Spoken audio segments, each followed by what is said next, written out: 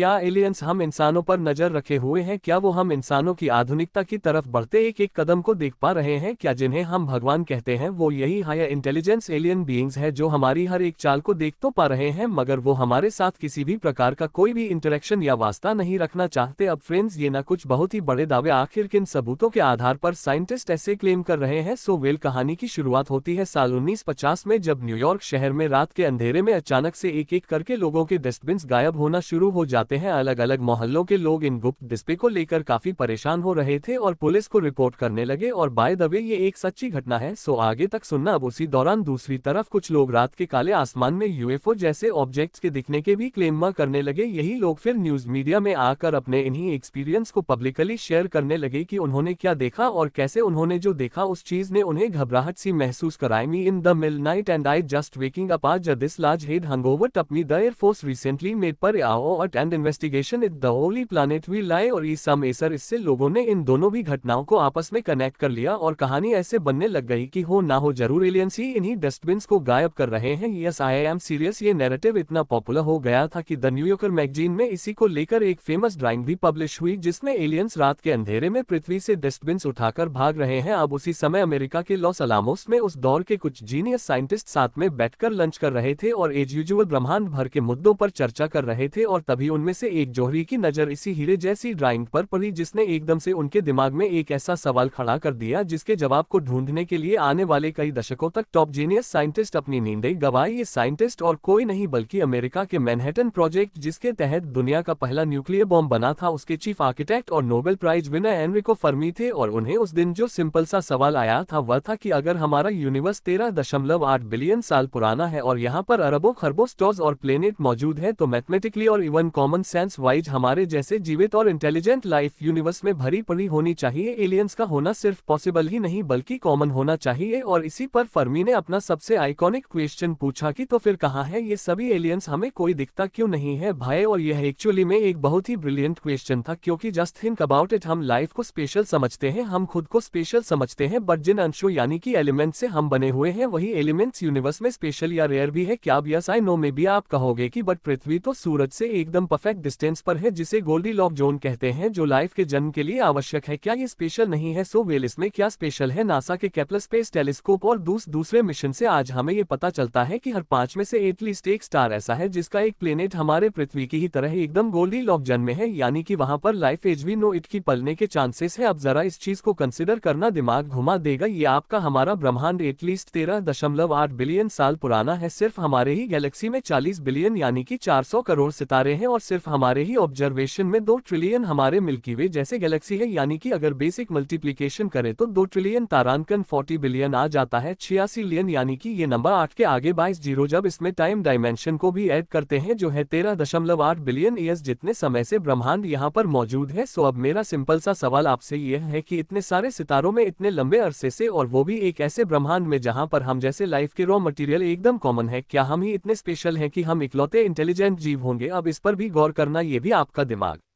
घुमा देने वाला है। हमारी पृथ्वी ये बस सिर्फ 4.5 बिलियन साल ही पुरानी है। पृथ्वी पर नॉन लिविंग मटेरियल से पहला लिविंग सेल बना था 3.7 बिलियन साल पहले, जिस प्रक्रिया को हम एबायोजेनेसिस कहते हैं। 390 मिलियन सालों पहले ही पहला जीव पानी से निकलकर जमीन पर चलने लगा, डायनासोर, जो हमें बहुत ही प्राचीन जीव लगते हैं, बट वो तो सिर्फ कुछ 250 मिलियन साल ही पुराने हैं और 65 मिलियन सालों पहले तो वो विलुप्त भी हो गए। और हम इंसान तो बस सिर्फ 3 लाख साल पहले इस पृथ्वी पर जन्मे। कुछ 10 से 12 हजार सालों पहले तो हमने खेतीबाड़ी करना शुरू किया। 200 सालों पहले ही हमने पहला कंप्यूटर और इंजन बनाया और आज हम जुपिटर के चांद यूरोपा में रोबोट्स भेज रहे हैं जो उसकी 15 किलोमीटर मोटी बर्फ की परत को चीरते हुए उसके गहरे समुद्र में एलियन लाइफ की खोज करेगा। बट पॉइंट यहाँ पर यह है कि इंटेलिजेंट लाइफ की इंटेलिजेंस का एडवांसमेंट एकदम एक्सपोनेंशियली होता है, कंपाउंड होते चला जाता है। पिछले 100 सालों में हमने वो एडवांसमेंट हासिल कर लिया है जो पिछले 1000 सालों में नहीं हुआ, और पिछले 200 सालों में हमने वह अचीव कर लिया है जो पिछले 5000 सालों सालों में नहीं हो पाया और हमें पृथ्वी पर जन्म लेकर बस सिर्फ 3.7 बिलियन साल ही हुए हैं, क्योंकि पृथ्वी खुद ही 4.5 बिलियन साल पुरानी है, मगर ब्रह्मांड तो 13.8 बिलियन साल पुराना है ना। अब मान लो जहां पर हर 5 में से एक प्लेनेट गोल्डीलॉक जोन में है, लाइफ के जो इंग्रेडिएंट्स हैं वो सुपर कॉमन है और अरबों खरबों प्लेनेट और स्टार्स ब्रह्मांड में मौजूद है, तो ऐसे में अगर किसी पृथ्वी जैसे ही ग्रह पर लाइफ हमसे थोड़ी और पुरानी हुई तो मान लो वो बस ज्यादा नहीं बस 300 मिलियन साल ही पुरानी हुई, तो पृथ्वी पर लगभग 300 मिलियन सालों में पानी से पहला जीव निकलकर हम जैसा सुपर इंटेलिजेंट जीव बन गया। हम जैसा सुपर इंटेलिजेंट जीव सिर्फ 200 सालों में टेक्नोलॉजी एडवांसमेंट में कहां से कहां पहुंच गया। हम 300 मिलियन सालों बाद कहां पर होंगे, जस्ट इमेजिन। और जहां हम होंगे, क्यों यह नहीं हो सकता कि कोई और जीव इस अनगिनत और असीमित संभावना से भरे ब्रह्मांड में ऑलरेडी उस लेवल पर पहुंच चुका है, वो हमसे 300 मिलियन साल तो क्या शायद 3 बिलियन साल भी एडवांस हो सकता है। हम कल्पना भी नहीं कर सकते वह जीव कैसा होगा। हमारी बुद्धि और उनकी बुद्धि में, एक मकड़ी और इंसान की बुद्धि में जितना अंतर होता है ना, उससे भी 1000 गुना ज्यादा अंतर होगा। तो ऐसे इतने प्रभावशाली एलियंस का अस्तित्व हमें इस ब्रह्मांड में क्यों दिखाई नहीं देता। अच्छा, अब एक इंटरेस्टिंग चीज यह है कि अगर आप धार्मिक किताबों में भी देखोगे ना, तो कई धर्मों की किताबों में जैसे कि भगवद गीता, बाइबल और कुरान, इन सभी में भी इसी ओर इशारा किया गया है कि हमसे कोई और पावरफुल बीइंग, जिन्हें हम भगवान गॉड या अल्लाह कहते हैं, वो हम पर नजर रखे हुए हैं। उन्होंने हमें इस पृथ्वी पर भेजा है हमें टेस्ट करने के लिए, और सबका हिसाब अंत में होने वाला है। कहीं जिन्हें हम भगवान कहते हैं वो यही एडवांस्ड एलियंस तो नहीं है जो हमारी दुनिया पर नजर रखे हुए हैं पर हमसे इंटरेक्ट नहीं करना चाहते। अब डेफिनेटली अगर वो सिविलाइजेशन हमसे लेट्स से 100 मिलियन साल भी ज्यादा एडवांस है और वो अपने आप को छुपाए रखना चाहती है, तो डेफिनेटली अपने मौजूदगी को हम जैसे पिद्दी जीवों से छुपाना उसको उसके लिए तो बाएं हाथ का खेल होगा। और यहीं पर कुछ साइंटिस्ट ऐसा मानते हैं कि यार, अगर लाइफ जिसे हम ब्रह्मांड भर में डेस्परिंग, वो लाइफ ही बाय नेचर एक्सपायरी डेट के साथ ही जन्म लेती है, तो आज हमारे पास हाइड्रोजन बम्स है जो हिरोशिमा में जो बम ब्लास्ट हुआ था उससे 2000 से 3500 गुना ज्यादा पावरफुल है। केमिकल वेपन्स है, बायोलॉजिकल वेपन्स है जो ग्लोबल पैंडेमिक कॉज कर सकते हैं। फिर दूसरी ओर हमें आर्टिफिशियल इंटेलिजेंस और क्वांटम कंप्यूटर्स का खतरा है। ये कहीं इंसानियत का फुल फैक्ट्री रिसेट ना कर दे। सो क्या यही वह बीमारी है जो हर इंटेलिजेंट लाइफ अपने साथ लेकर जन्म लेती है, खुद के ही आधुनिकता से खुद की ही सभ्यता के अंत का कारण बनना। और ये तो फिर भी हमने सिर्फ डायरेक्ट ह्यूमन इवॉल्वमेंट की बात की है। फिर प्रकृति जिसने हमें जन्म दिया है, शायद वही एक समय बाद इंटेलिजेंट लाइफ के मौत का कारण भी बनती है। आज आधुनिकता के चलते पृथ्वी का तापमान हर 10 सालों में 111 डिग्री फट से बढ़ते चला जा रहा है। हमारे नॉर्थ और साउथ पोल्स की बर्फ मेल्ट हो रही है, कई टापू डूब रहे हैं और इवन कई शहर